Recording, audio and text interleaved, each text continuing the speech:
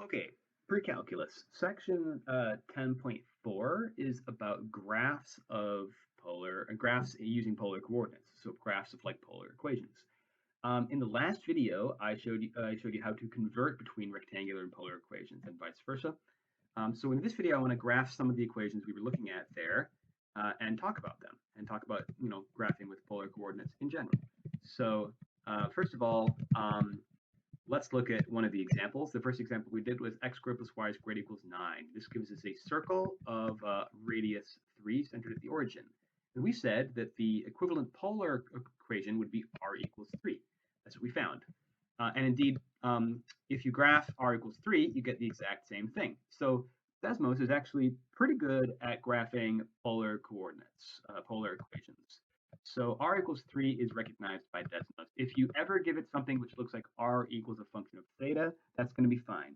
However, there are some limitations. So let's look at the second equation we did. Sorry. Before we move on, I just wanted to say r equals anything is any constant is going to give us going to give us a circle centered at the origin. Even if you take r equals a negative number, like r equals negative 3, for example, over here, you still get a circle of the radius equal to the absolute value of that r, that constant. Okay. So the second equation that we looked at in the last video was y equals 2x.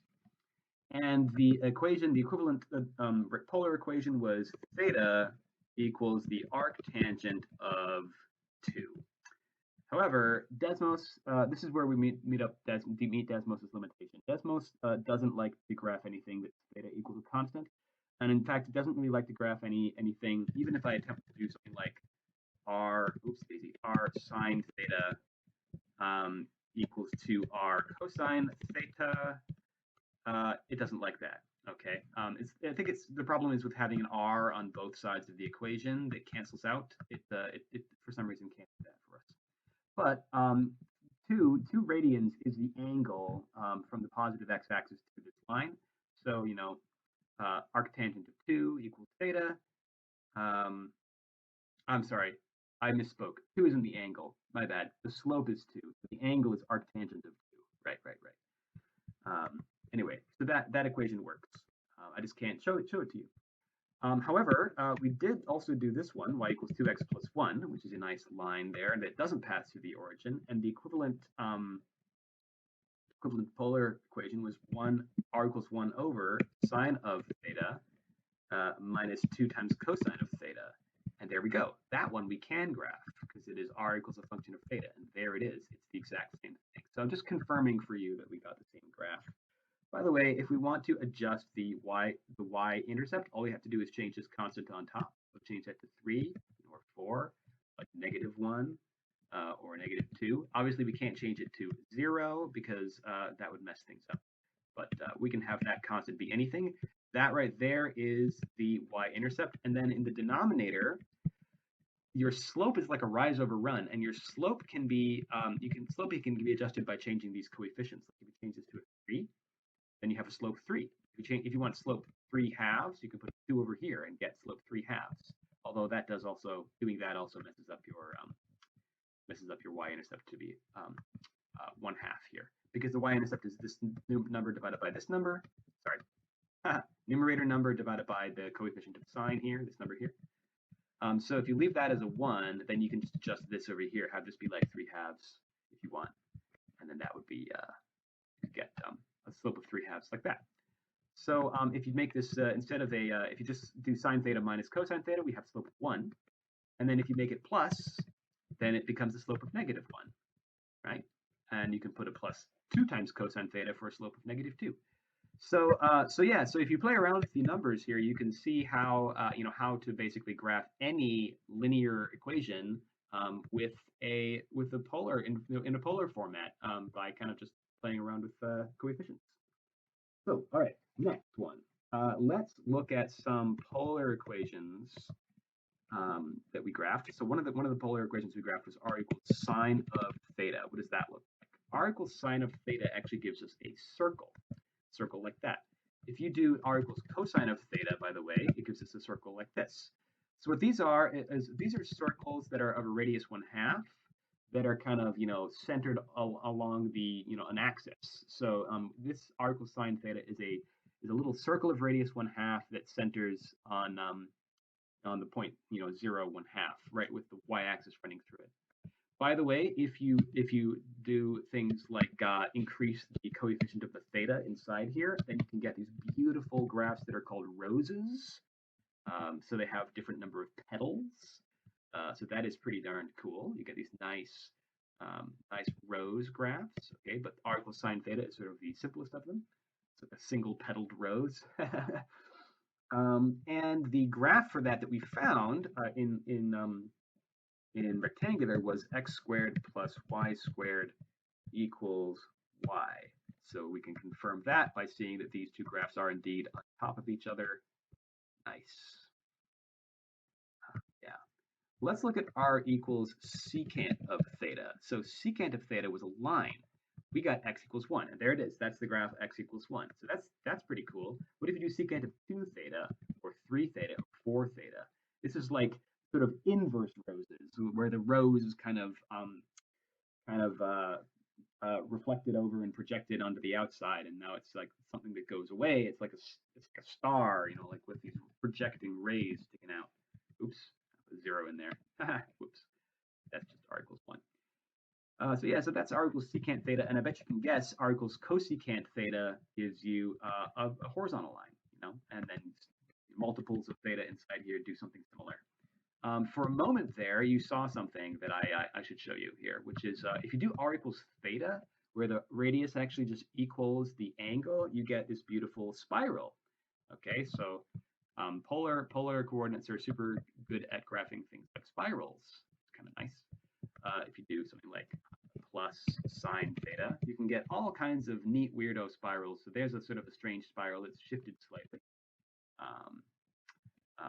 If you do times sine theta, you can get something that looks sort of like a spiral, except everything's shifted up to form like petals. You remember the rose petal? Remember the single rose petal? Here's like a spiral multiplied by that single rose petal, and you get this beautiful outward going sort of thing. By the way, all of these graphs are for a particular sort of a limited range of theta values. So you can see underneath here, it says here that theta goes from 0 to 12 pi. If you put this out to like 100 pi, then you can see that really the correct graph kind of goes on forever, like that. So really, it should go forever. Okay, and that those circles should sort of fill up. They're not really circles yet; they're almost circles. But those curves should fill up the entire like positive half of the coordinate plane, which is pretty cool. All right, so that's so anyway. Sorry, how did we get to this? We were talking about secant theta, r equals secant theta to give us a line, and cosecant theta to give us another line. Let's do tangent. R equals tangent of theta. So r equals tangent of theta gives us something like this. Cotangent of theta gives us something like that. And the graph that we were looking at was tangent of 2 theta, which gives us something like this. Again, this is sort of similar to the rose, right? If you increase this, you get like basically you get the same shape but repeated and wrapped around in a circle. And if you think about increasing the theta coefficient there, you're basically cutting the circle in half or in thirds or in fourths or whatever, and that causes this sort of repetition, this sort of radial symmetry repetition of the shape of the graph, which is pretty darn cool. And I just want to confirm our last answer that we got here, which was we converted r equals tangent of 2 theta to rectangular coordinates, and we got x squared plus y squared equals parentheses fraction 2xy over x squared minus y squared. Okay, we're getting some interesting shapes here, but not quite the same. But now if I square this, pow, there we go. There it is. That is the same graph with one exception. With one exception, it looks like our rectangular version is undefined. It appears to be maybe undefined down here when when r equals 0. If x and y are both 0, we do have a problem because the denominator would be 0, 0 squared minus 0 squared. So I guess it's undefined there. And it's having a little trouble even rendering the graph. Like we have these weird dots. That's pretty wild. Also, is r tangent? Oh, r equals tangent of 2 theta is going nuts in here. Look at this. There's something wrong with that. Um, I think Desmos is actually messing up. I think with my theta going from 0 to 100 pi, I think Desmos is has made a mistake.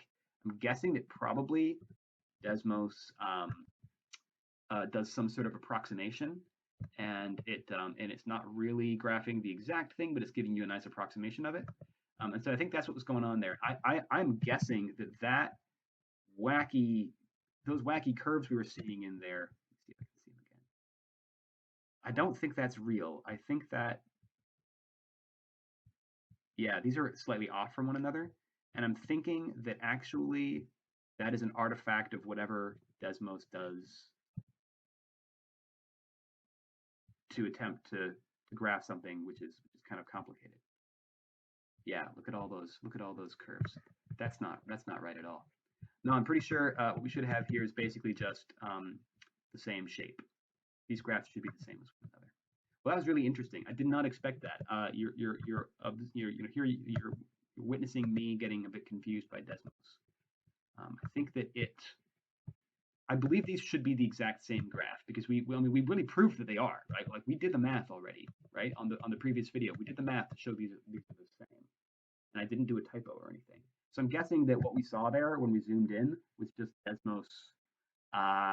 Desmos basically messing up by perhaps relying on some approximation of the tangent values, and then we maybe have like some compounding error as theta gets bigger and bigger and bigger, which causes the the curve to kind of shift off from itself slightly and be a little bit shifted, and then it starts to form all those curves we saw.